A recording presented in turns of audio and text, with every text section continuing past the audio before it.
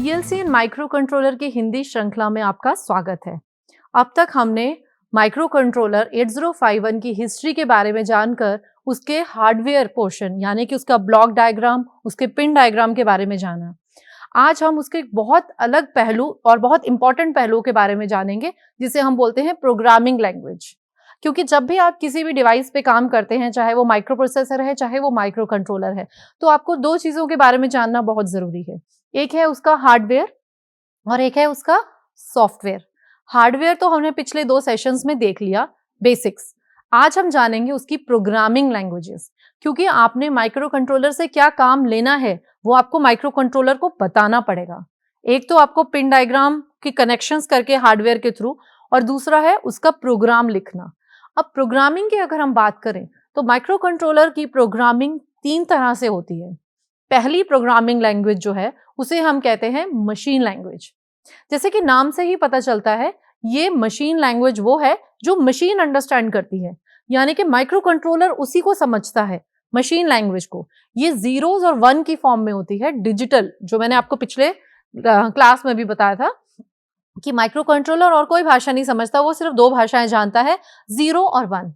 उसके लिए 0 है ग्राउंड, अगर आप ग्राउंडिंग कर देंगे तो उसको 0 मिलेगा, और अगर आप उसको +5 वोल्ट VCC देते हैं तो उसके लिए वो 1 है।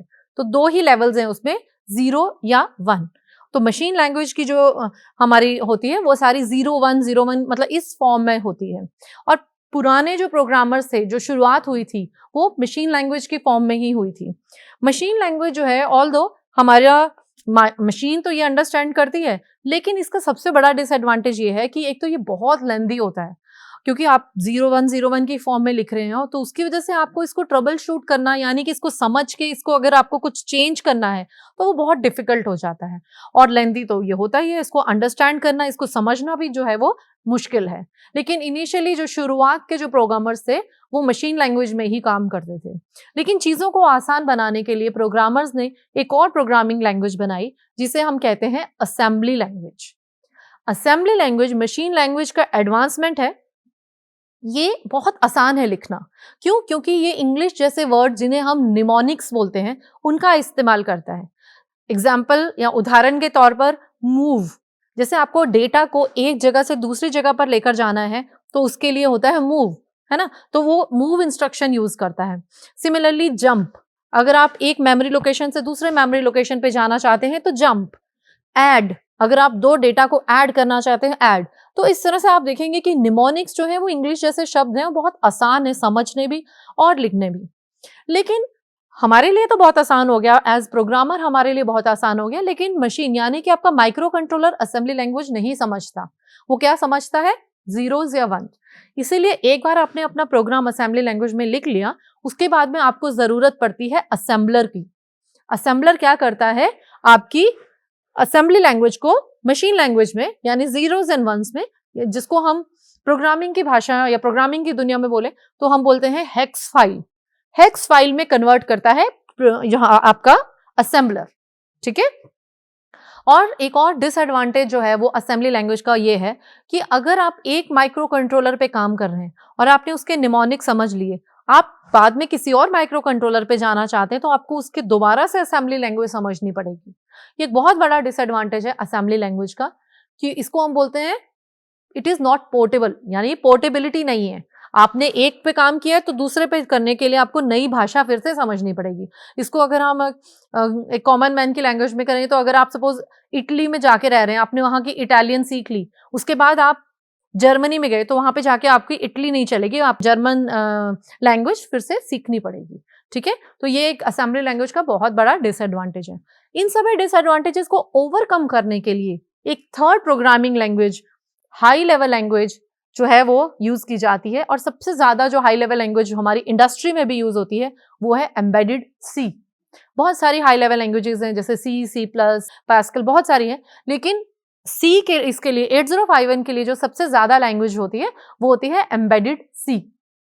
तो इसका सबसे बड़ा जो एडवांटेज है असेंबली लैंग्वेज के ऊपर वो ये है कि ये पोर्टेबल है। तो अगर आपने एक माइक्रो कंट्रोलर पे काम किया असेंबली में, सॉरी सी लैंग्वेज में, तो आपको दूसरे माइक्रो कंट्रोलर पे काम करने में मुश्किल नहीं होगी अगर आप सी एम्बेडेड सी यूज करते हैं। जैसे हम कहें कि अगर हम यहाँ इंग्लिश में बात कर रहे हैं तो दूसरी कंट्री में भी इंग्लिश समझी जाएगी, आपको दोबारा से कोई और भाषा समझने की या याद करने की जरूरत नहीं है। तो एक तो ये है कि ये पोर्टेबल है, यानी कि आप अगर एक कंट्रोलर पे काम कर रहे हो तो दूसरे पर भी आपको सेम प्रोग्राम जो है वो चल जाएगा। दूसरी चीज है कि ये इसका प्रोग्राम का साइज, अगर हम कंपैरिजन करें असेंबली लैंग्वेज से, तो प्रोग्राम का साइज काफी कम होता है। क्यों? क्योंकि जहां आपको 3-4 इंस्ट्रक्शंस चाहिए होती हैं असेंबली लैंग्वेज में, यहाँ पे आपको एक इंस्ट्रक्शन सी लैंग्वेज में काम करेगी। तो उसी तरह से आपका जो टोटल पूरा का पूरा प्रोग्राम बनेगा सी लैंग्वेज में, वो काफी छोटा बनेगा असेंबली लैंग्वेज के हिसाब से। और हमारे को, जैसे हमने देखा कि हम अपना प्रोग्राम चाहे हम असेंबली लैंग्वेज में लिखें, चाहे हम अपना प्रोग्राम जो है वो सी लैंग्वेज में लिखें, हम अपनी सहूलियत के हिसाब से लिख रहे हैं। माइक्रो कंट्रोलर वो नहीं समझता। माइक्रो कंट्रोलर समझता है सिर्फ जीरोस और वंस। तो जिस तरह से हमें असेंबली लैंग्वेज को मशीन लैंग्वेज में कन्वर्ट करने के लिए असेंबलर चाहिए था, वैसे ही आपको सी लैंग्वेज को मशीन लैंग्वेज में कन्वर्ट करने के लिए कंपाइलर की जरूरत होती है, जिसका एक एग्जाम्पल है कील कंपाइलर। हम अपने आने वाले सेशंस में एक दिन कील कंपाइलर भी जो है वो करेंगे। अभी तक के लिए आपको इतना समझना जो है वो बहुत ज़रूरी है। जैसे मैंने आपको बताया कि हाई लेवल लैंग्वेज यानी कि सी लैंग्वेज का सबसे बड़ा जो एडवांटेज है असेंबली लैंग्वेज के ऊपर, वो ये है कि एक तो ये पोर्टेबल है। आप एक प्रोग्राम एक माइक्रो कंट्रोलर के लिए लिखिए, वही प्रोग्राम दूसरे के लिए भी आप लिख सकते हैं, आपको नई लैंग्वेज सीखने की ज़रूरत नहीं है। दूसरा ये है कि ये ईजी है, ईजी लिखना है as compare to assembly language, और आपका प्रोग्राम का साइज भी जो है वो कंपेरेटिवली छोटा होता है। अब सिर्फ एक ही चीज़ होती है हाई लेवल लैंग्वेज यानी कि सी लैंग्वेज और असेंबली लैंग्वेज के बीच में, कि देखिए फाइनली आपको माइक्रो कंट्रोलर में क्या बर्न करना है। फाइनली तो आपको हेक्स फाइल ही बर्न करनी है ना, यानी कि आपकी मशीन लैंग्वेज बर्न करनी है। उसमें यहाँ पे थोड़ा सा डिसएडवांटेज सी लैंग्वेज को असेंबली लैंग्वेज के ऊपर ये है कि सी लैंग्वेज का जो हेक्स फाइल बनती है वो असेंबली लैंग्वेज के हेक्स फाइल के कंपेरेटिवली, अगर आप दोनों के बीच में कंपेरिजन करेंगे तो वो बड़ी होती है। ये एक डिसएडवांटेज है सी लैंग्वेज का। अदरवाइज सी लैंग्वेज के बहुत सारे एडवांटेजेस हैं जो कि असेंबली लैंग्वेज के ऊपर है, इसीलिए इंडस्ट्री में सबसे ज्यादा जो है हमारी सी लैंग्वेज यूज होती है। तो अब हम आज का जो सेशन है प्रोग्रामिंग लैंग्वेजेस का, हम पहले सी लैंग्वेज जो है उससे शुरुआत करते हैं। तो ये हम जैसे देख ही चुके हैं कि हमें क्या जरूरत है 8051 को सी में प्रोग्राम करने की। तो एक तो सबसे पहले ये इजी होती है, टाइम कम लगता है आपको लिखने में, क्योंकि आपकी जहां 3-4 इंस्ट्रक्शंस जो हैं वो असेंबली की है, यहाँ पे आपकी सिर्फ एक इंस्ट्रक्शन यूज होती है। आपको अगर उसमें दोबारा कुछ चेंजेस करनी है तो सी लैंग्वेज को आप इजीली जो है वो चेंजेस कर सकते हो। और सबसे बड़ा एडवांटेज जो है वो इसकी पोर्टेबिलिटी, यानी कि एक प्रोग्राम अगर आपने एक पे लिखा है तो वो दूसरे पे भी लिख सकते हैं। तो सब अब ये जानने के बाद में कि हमें प्रोग्राम सी में क्यों करना है, अब हम जानते हैं एक बहुत इंपॉर्टेंट चीज जिसको हम बोलते हैं डेटा टाइप्स। जिन्होंने सी पढ़ी है उन्हें तो डेटा टाइप समझ में आएंगे, बट वही डेटा टाइप्स जो है एम्बेडेड सी में भी यूज होते हैं, पर हम दोबारा से वो समझेंगे। सबसे पहली तो ये चीज है कि हमें क्यों जरूरत है सी डेटा टाइप्स को जानने की। वो इसलिए क्योंकि हमारे पास लिमिटेड ऑन चिप मेमोरी है। माइक्रो कंट्रोलर के केस में हमने क्या देखा था कि हमारे पास ऑन चिप मेमोरी जो है वो लिमिटेड है, सीमित है। आप उसमें बाहर से एक्सटर्नली मेमोरी नहीं लगा रहे हैं। तो हमारी जो हेक्स फाइल का साइज है वो हमारा कोशिश होनी चाहिए एक अच्छे प्रोग्रामर की कि वो जो हेक्स फाइल है उसका साइज छोटे से छोटा हो। तो अगर हम ये डेटा टाइप्स को समझेंगे तो हमारे लिए आसान रहेगा छोटी हेक्स फाइल्स को बनाना, जो कि अल्टीमेटली फाइनली आपकी माइक्रो कंट्रोलर में बर्न करी जाएगी। तो सबसे पहला जो डेटा टाइप हमारा यूज होता है एम्बेडेड सी में वो है अनसाइंड कैर। कैर यानी कि कैरेक्टर। ये एक 8 बिट डेटा टाइप है और ये सबसे ज्यादा यूज इसलिए होता है क्योंकि हमारा माइक्रो कंट्रोलर 8051 भी 8 बिट की साइज है। तो ये भी 8 बिट की साइज है और इसकी रेंज क्या रहती है 8 बिट यानी 2⁸8। 2⁸8 कितना हुआ 256। तो इसकी रेंज कितनी है 0 से अगर हम शुरू करेंगे 0 से लेके 255, या हेक्साडेसिमल की भाषा में अगर हम बात करें तो सबसे पहले तो आप अपने जो कॉन्सेप्ट्स है ना हेक्साडेसिमल, डेसिमल, बाइनरी, ये क्लियर कर लीजिएगा, क्योंकि वो आपको अगर समझ में आएंगे तभी आप ये इसकी प्रोग्रामिंग जो है वो आसानी से कर सकते हैं। तो अगर हम डेसिमल की बात करें तो इसकी रेंज 0 से लेके 255 है, और अगर हम बाइनरी की बात करें या हेक्साडेसिमल की बात करें तो इसकी रेंज जो है वो 00 से लेके FF का मतलब है हेक्साडेसिमल, ठीक है। एफ यानी एफ का मतलब है 1111, दोबारा से एफ मतलब 1111। तो ये जो हेक्साडेसिमल है इसकी ये रेंज रहती है। और ये दो तरह से होता है कैरेक्टर डेटा टाइप, एक होता है साइंड और एक होता है अनसाइंड। साइंड का मतलब है जो नेगेटिव नंबर्स भी हैं, क्योंकि जो आपका अनसाइंड है वो तो सिर्फ पॉजिटिव नंबर्स हैं, 0 से शुरुआत होके 255 तक। लेकिन अगर कहीं पे आपको नेगेटिव नंबर्स की जरूरत पड़ रही है तब आप क्या यूज करेंगे, साइंड कैर। वो क्या है, वो नेगेटिव नंबर्स भी हैं, तो वो उसकी रेंज क्या होती है, -128 से लेके +127, ठीक है। ये रेंज आपने अगर नेगेटिव नंबर्स की यूज करनी है तब आप साइंड कैरेक्टर जो है यूज करोगे। अगर आप सिर्फ कैरेक्टर लिख दोगे तो वो बाय डिफॉल्ट ऑटोमेटिकली साइंड ले लेगा, तो इस चीज का आपने ध्यान देना है। एक एग्जांपल लेती हूं मैं, सपोज कोई ऐसा नंबर है जहां पे आपने उसको 200 नंबर को यूज करना है, ठीक है। 200 जो है वो किस रेंज में आ रहा है, 0 से लेके 255 तक। और अगर आप उसमें साइंड कैरेक्टर ले लेते हैं या फिर आप गलती से कैरेक्टर के साथ में कुछ भी लिखना भूल जाते हैं तो वो बाय डिफॉल्ट किसको ले लेगा, वो बाय डिफॉल्ट साइंड को ले लेगा। लेकिन अभी हमने देखा कि साइंड की तो रेंज ही नहीं है 255 तक, उसकी रेंज है -128 से लेके +127। और आपका नंबर 200 जो है, 200 नंबर जो है वो 127 से बड़ा है, तो आप इस केस में अनसाइंड कैरेक्टर लेंगे, ना कि साइंड कैरेक्टर। ये बहुत इंपॉर्टेंट है। हम एक प्रोग्राम लेते हैं, बाकी के हम क्या करेंगे, एक एक डेटा टाइप लेंगे, उसका प्रोग्राम देखेंगे और उससे हम समझेंगे कि हम प्रोग्राम कैसे लिखते हैं और उस डेटा टाइप को हम कैसे यूज कर सकते हैं। तो सबसे पहले तो हम एक प्रोग्राम लिखेंगे 8051 में, जिसमें कि हमें कुछ वैल्यूज हैं 00 से लेके FF, वो पोर्ट P1 में भेजनी है, ठीक है। तो आपका सबसे पहले सिंटेक्स देखिए क्या रहता है, #include reg51.h। ये जो ऊपर आपका #include reg51.h है, इसको हम बोलते हैं हेडर फाइल। हेडर फाइल बहुत जरूरी होती है, इसके अंदर सब आपके रजिस्टर्स की वैल्यू, आपके पोर्ट्स के एड्रेसेस, सब के सब जो है वो इसमें होते हैं। जैसे आपका reg51 जो है, ये हेडर फाइल आपकी 8051 के लिए है। सो जहां आपने P1 लिखा, ऑटोमेटिकली उसको पता होगा कि P1 पोर्ट का क्या एड्रेस है, ठीक है। तो सबसे पहले तो आपकी आपकी हेडर फाइल आती है। उसके बाद आता है हमारा void main void। ये जैसे हम C में सिंटेक्स है वही सिंटेक्स इसमें है। जैसे हमारा C++ पे क्या होता है, #include iostream.h या stdio.h, math.h, वो सब हेडर फाइल्स थी। वैसे ही 8051 की हेडर फाइल क्या है, reg51.h, ठीक है।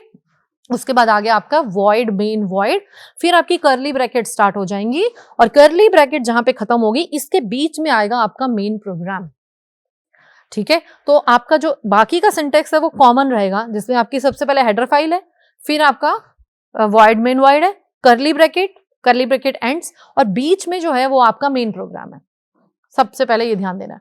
अब हमने अब तक ये देखा था कि हमारी जो वैल्यूज 0 से लेके 255, या फिर अगर हम हेक्साडेसिमल की बात करते हैं तो 00 से लेके FF हेक्साडेसिमल, उसके लिए हमारा कौन सा डेटा टाइप यूज होता है, कैरेक्टर, ठीक है। और कैरेक्टर में भी कौन सा, अनसाइंड कैरेक्टर। अकेला कैरेक्टर लिखेंगे तो वो बाय डिफॉल्ट साइंड ले लेगा, जिसकी रेंज जो है वो -128 से +127 है। लेकिन यहाँ पे आपका वैल्यूज क्या है, 00 से लेके FF तक। ये एक 255 जो है आपका, ये इसके लिए कौन सा आपको कैरेक्टर टाइप यूज, आपको डेटा टाइप यूज करना पड़ेगा, अनसाइंड कैरेक्टर। तो सबसे पहले तो हमारे को C में एक वेरिएबल लेना पड़ेगा। जैसे हमने सबसे पहले लिया है अनसाइंड कैरेक्टर Z, तो ये जो Z है या Z बोलते हैं इसको अगर आप, तो ये जो है ये एक वेरिएबल है, इसका नाम आप कुछ भी रख सकते हैं, ठीक है। कुछ भी यानी कि कुछ आइडेंटिफायर्स होते हैं, जैसे कुछ इसके अपने सिंटेक्स हैं, उनको छोड़कर आप अपना नाम भी इसको देंगे तो उसको कोई दिक्कत नहीं होने वाली है, उसको कोई आपत्ति नहीं है इस चीज से। लेकिन सबसे पहले आपको एक वेरिएबल लेना पड़ेगा।